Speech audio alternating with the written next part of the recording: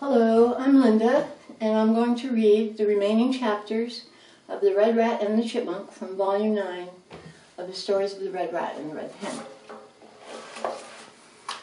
The Red Rat translates again. It is lunchtime on a rainy day. The cafeteria is loud and steamy. Only the Chipmunk is sitting alone. The Red Rat carries his tray to her corner. "What's happening?" he says. "I am sitting here," says the Chipmunk, "and you just came over. I would think it would be obvious. Has your brain gone on the fritz?" "No, it hasn't," says the Rat. "I wasn't trying to ask about that. What I meant was, how's it going?" "How is what going?" asks the Chipmunk. The Red Rat says, "Nothing is actually going. It's a metaphor, a turn of phrase. It means something other than what it says. But since plain speaking works best for you, then speaking plainly is what we'll do. I am glad to see you," he says. "I would like to eat lunch with you. I hope that's okay." "Oh," says the Chipmunk, "now I see. Please do come and sit by me." "Now," says the Rat, "ask me how I'm doing. I'll say fine, and how about you? Then you say, I'm doing fine too." "But I'm not doing fine," the Chipmunk says. "To say I am would be lying." "Let me explain," the Red Rat says. "When someone says I'm fine, what she is really saying is, I greet you." "No, that's not what she is really saying," says the Chipmunk. "What she is really saying is, I'm fine, which is not true. Why not just say I greet you?" "It's called small talk," says the Rat. "Little teeny tiny talk. Chit-chat. How about this weather? Hot enough for you? How about that team? Great enough for you?" "Why even bother?" the Chipmunk asked. "Blabbing dumb stuff all day is a poor use of hours that could be better spent on dinosaurs."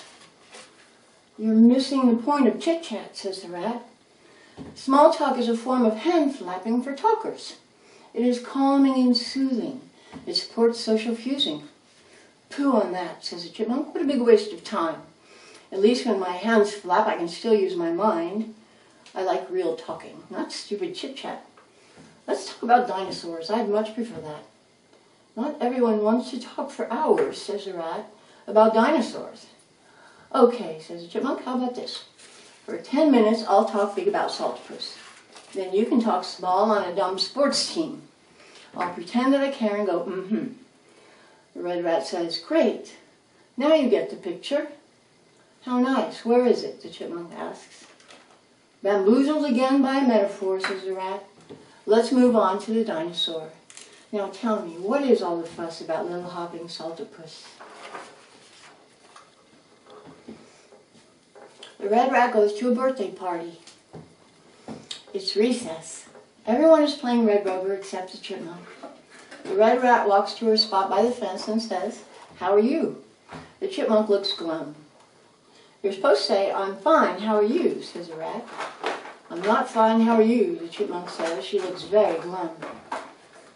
"You can't tell a lie to save your life," says the Rat. "It's a troublesome virtue, but never mind. I came to ask if you need transportation to the chinchilla's birthday celebration. There'll be a bouncy house and a pony ride, and a 4-layer cake with candy inside." "No," says the Chipmunk, "I wasn't invited. But I don't care. What does it matter if I'm not there? I don't even like pony rides, and I hate birthday cake besides." "Well," says the Rat, "we'll see about that." The next morning, the Red Rat digs out the deputy badge given to him by the giant rat of Sumatra. He pins it on his chest. He marches to school. He spots the chinchilla. He is really mad. "What the hell?" he shouts. "How could you leave the Chipmunk out?" "It was a slam dunk to exclude the Chipmunk," says the chinchilla.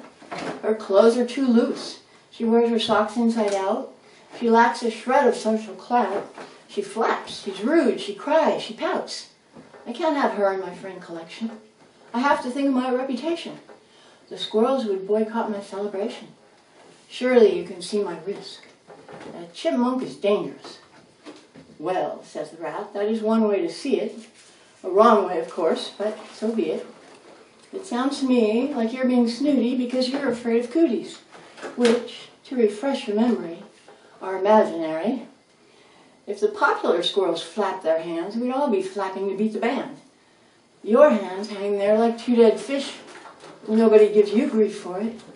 It's not like she's socking you in the face. Give her a break, for goodness sakes. The chinchilla thinks for a minute.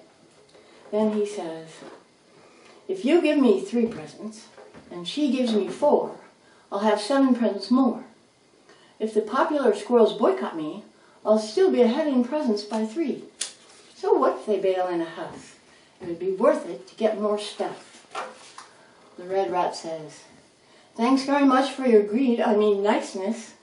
Whatever it takes, you're brave to invite us. The chipmunk is sitting alone again when the red rat finds her. Guess what, says Rat. It was all a mistake. You are invited for games and cake. Now we have to find some presents. 7 of them, to be precise. Why so many, asked the chipmunk, for one chinchilla? Because he likes presents more than his friends, says the rat. The chipmunk says, how about this? We give him 7 scale models of saltpeter. The rat says, you would like that, I know, but he would not. He likes brand name items that are store-bought. How about, the chipmunk says, 7 t-shirts printed with chinchilla praise? The chipmunk and the rat ponder and think and write down ideas. In no time at all, the chipmunk is finished. I am Godzilla, the power chinchilla. Chill like the chilla. Don't mess with the chinchilla. I'm the chinchilla, get used to it. Chinchilla is my co-pilot. Baringa, I'm the chinchilla. Chinchilla is better in every way.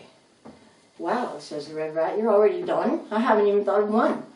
We'll print them up at the t-shirt shop and wrap each one in a separate box. What a pile that will make. I can't wait for the birthday cake. Speech day. Today is speech day. The theme is somewhere over the rainbow. All the rodents take a turn. The wharf rat says, somewhere over the rainbow. I live in the rich house, not in the poor house. I win all the contests without having to cheat. Everyone loves me. The dormouse says, somewhere over the rainbow, I am as big as a dinosaur. I'm so big that it's easy to be brave. Everyone admires me. The chinchilla says, somewhere over the rainbow, I am the king of the world. I am famous and important. Everyone listens to me. The capybara says, somewhere over the rainbow, I walk around without other animals sitting on me. Nobody thinks of me as a sofa. Everyone respects me. The chipmunk says, somewhere over the rainbow, small talk is against the law. Everyone understands why dinosaurs are wonderful. My expression looks happy, and my voice sounds friendly, and no one thinks that I don't have feelings. Everyone accepts me. The rodents are silent. Then the red rat claps. Then the kangaroo claps, and the dormouse, and the wharf rat. Then everyone claps. They feel happy. The end. Hang in there, polar bear.